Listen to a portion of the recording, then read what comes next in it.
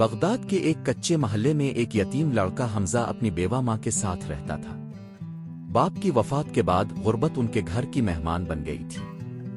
اکثر دن ایسے گزرتے کہ چولہا ٹھنڈا رہتا، لیکن ماں بیٹے کے سامنے کبھی ہمت نہ ہارتی۔ ماں ہمیشہ کہتی، بیٹا یاد رکھو، غربت کوئی عیب نہیں، اصل دولت ایمان، صبر اور حلال روزی ہے۔ حمزہ چھوٹا تھا، مگر ماں کی یہ الفاظ اس کے دل میں اترتے جا رہے تھے۔ ایک دن محلے کے بچے کھیل رہے تھے، ان کے پاس مٹیاں اور کھلونے تھے، مگر حمزہ خالی ہاتھ کھڑا تھا۔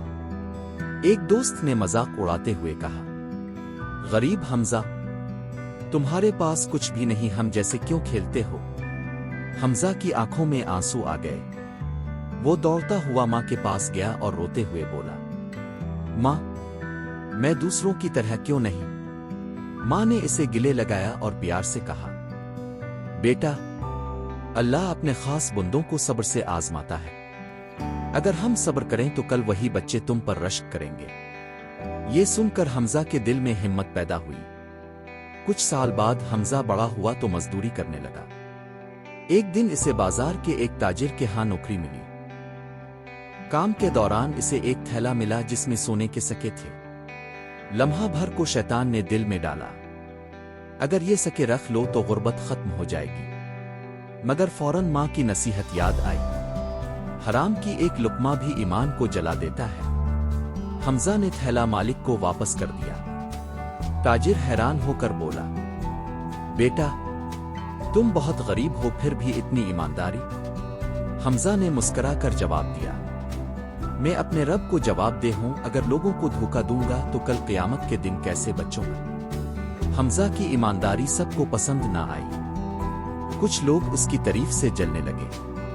ایک بددیانت مزدور نے تاجر کے کان بھرے اور کہا، یہ لڑکا امانت دار نہیں، یہ چوری کرتا ہے۔ تاجر نے بغیر تحقیق کے حمزہ کو قید کروا دیا۔ جب ماں کو خبر ملی تو وہ روتی ہوئی اللہ کے حضور سجدے میں گر گئی اور دعا کرنے لگی، اللہ، میرا بیٹا بے قصور ہے، اسے عزت اور کامیابی عطا فرما۔ حمزہ قید خانے میں بھی صبر اور دعا میں لگا رہا۔ اس نے کہا، اگر لوگ میرا ساتھ چھوڑ دیں تو کیا ہوا، میرا اللہ میرے ساتھ ہے۔ چند دن بعد یہ خبر خلیفہ ہارون الرشید تک پہنچی۔ اس نے حمزہ کو دربار میں بلایا۔ خلیفہ نے پوچھا، بیٹے، تم پر چوری کا الزام ہے، کیا یہ سچ ہے؟ حمزہ نے پرنم آنکھوں سے کہا، امیر المومنین، میں بھوکا رہ سکتا ہوں لیکن حرام نہیں کھا سکتا۔ خلیفہ نے گواہوں سے پوچھ گچھ کی۔ آخرکار حقیقت سامنے آ گئی کہ الزام لگانے والا خود چور تھا۔ خلیفہ نے حمزہ کو بری کر دیا اور اعلان کیا، یہ نوجوان بغداد کا فخر ہے، آج سے یہ بیت المال کے خرچ پر تعلیم حاصل کرے گا۔